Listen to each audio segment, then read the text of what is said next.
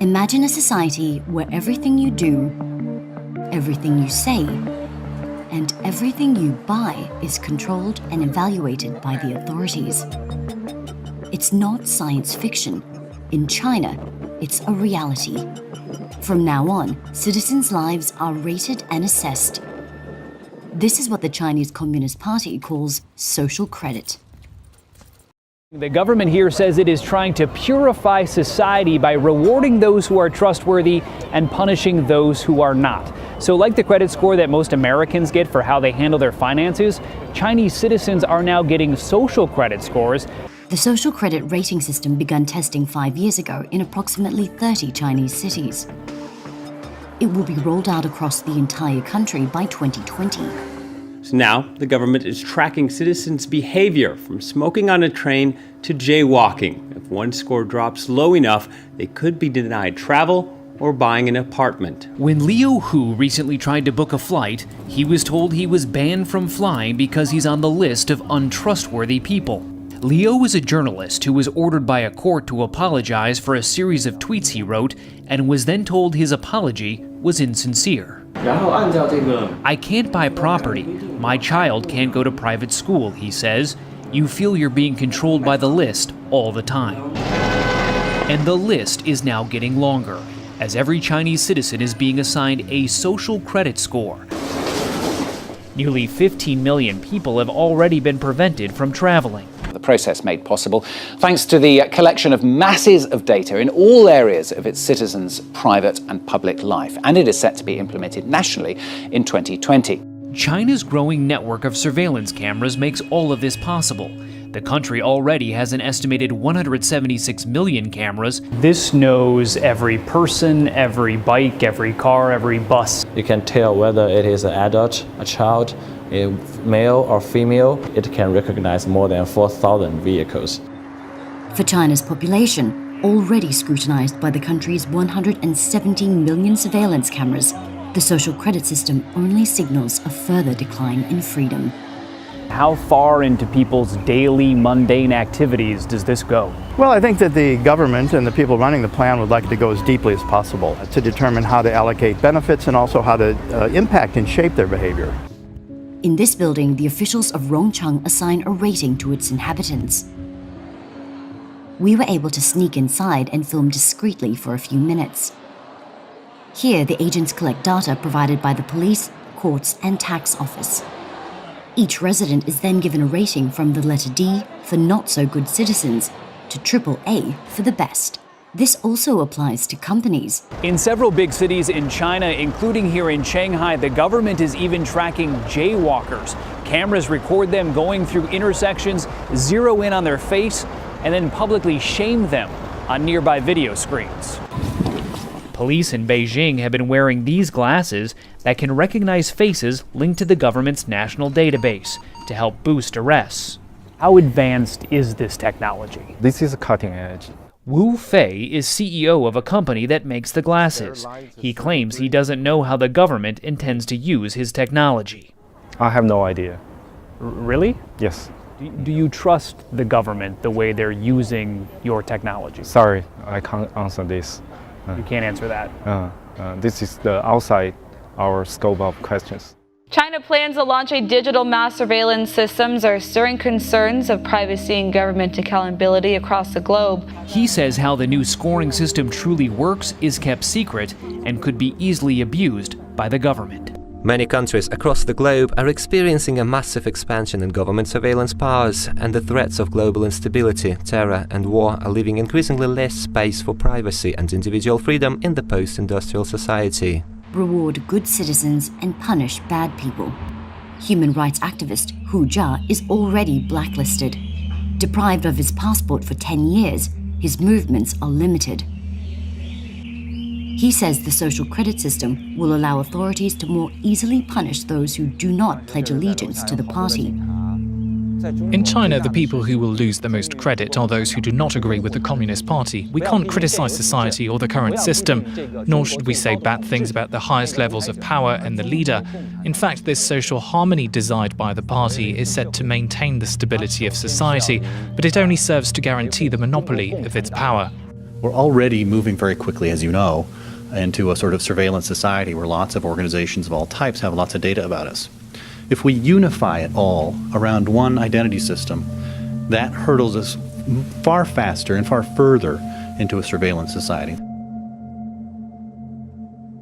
So let's switch gears a little bit. So you have something else that's really interesting in the newsletter about people in Sweden putting implants, microchips, right, Yes. into them. We've seen something like this here. There was a company that In Wisconsin, right, yeah. so they could get stuff out of the vending machine with Yeah. these microchips. So what's happening in Sweden? So basically in Sweden over the past couple of years, several thousand people have had these little rice grain sized microchips put into their hands, which contain information that they can use to, say, check into the gym or get into the office or pay for train tickets. Right?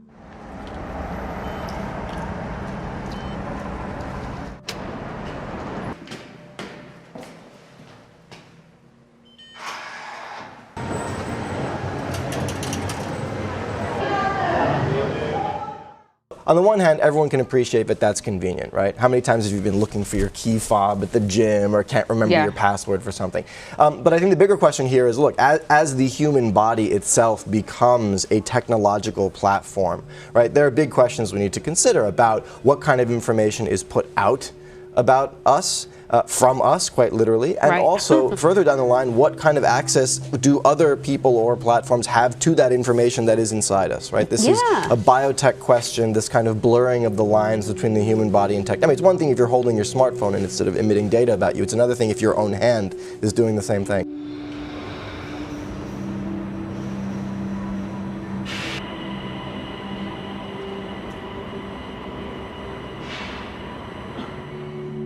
You know, we'll see. This is 3,000 people. This is a small experiment. It's been developing over the past several years. But as the information that these microchips contains gets more elaborate and more detailed, people may start to change their mind.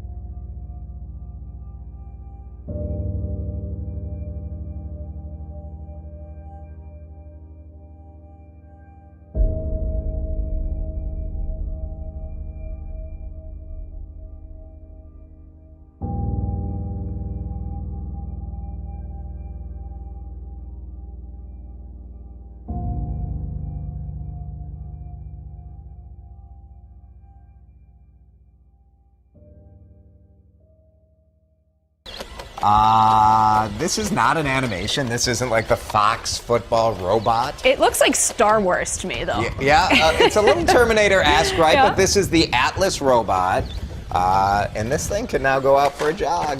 Look at that backflip. I mean, you've got to be in pretty good shape if you want to outrun that thing or outflip it. Pretty good. So Boston Dynamics, robot can now jog, do flips, and open doors. You know what's amazing? Is it over for us? Are we done as a human race? I'm pro-science. I am pro-technology. I can't think of the scenario where you need a robot to run. Or do a backflip. Well, it's just to show that it can. I don't think that's the function of the It's robot. amazing what this robot could do a year ago. It's not even close to what it can do. So only imagine what it's going to be able to do a year from This now. is how it starts. Like they learn. We want First robots. They'll take care of our kids someday. Now, It's if gonna that is a possibility for us, the robot nanny. It's a robot nanny. I'm all in. New at 6, another futuristic innovation may be taking shape in a secret Silicon Valley site. An Amazon research facility in Sunnyvale reportedly has a secret mission involving robots. To give you an idea of just how sensitive Amazon is about their lab, as we were shooting video on the public sidewalk, Teams of security guards said we couldn't point our cameras at their property and called Sunnyvale police claiming we were trespassing. Just so you know, he's filming audio and video too. Awesome. After consulting city zoning maps, Sunnyvale PD said it was indeed public property and allowed us to stay. Cool, thank you. Cool. Thank you. Appreciate it. Bloomberg put out a report early this morning titled, Amazon has a top secret plan to build home robots. Citing unnamed sources, they say the project has been dubbed Vesta, after the Roman goddess of hearth, home, and family. There are a lot of unknowns. Will it talk? What will it look like? And what will it be able to do? Chloe, am I ready on my washer and cycle? Remember Chloe from LG, the doomed home robot demo at the Consumer Electronics Show earlier this year? It went silent in front of a huge crowd. Chloe, what's for dinner tonight? It's a glaring example of how the technology is still in its early days. We're becoming aware of how much data we give away without even realizing it. Our habits online can say a lot about our personalities, but when we're out and about, what does our behaviour in the real world say about us? Well, in the UK, we're all getting used to the fact that we're being filmed by CCTV a lot of the time, but although a human can tell a lot about a person just by looking at video footage, that is a really hard job for a computer to do. That said, this system is having a pretty good guess at who it's looking at right now.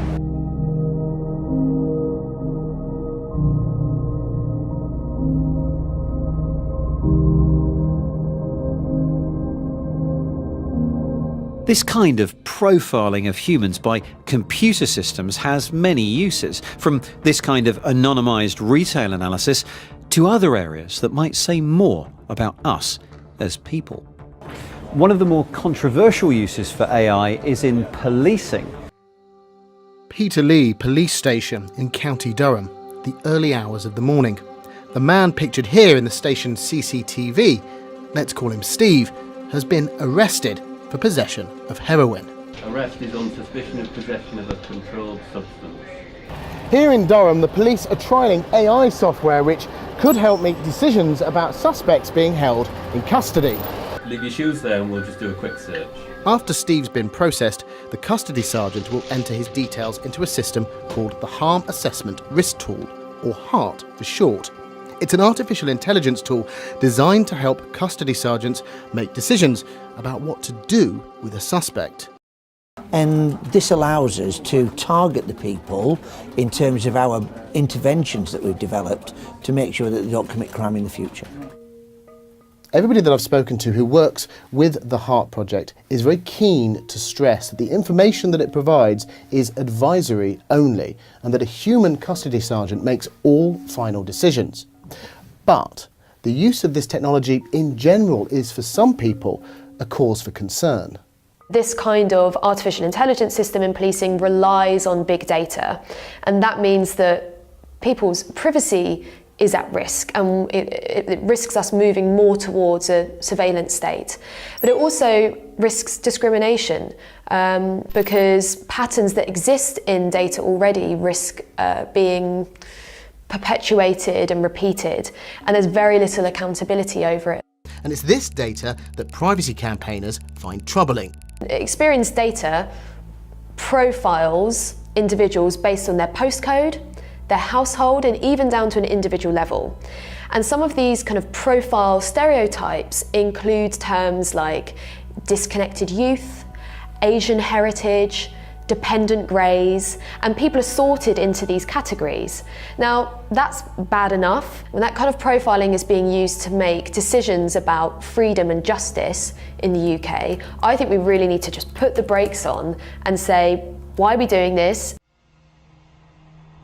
It's been revealed that the US National Security Agency collected over 500 million phone records of US citizens last year. That's over triple the number of 2016.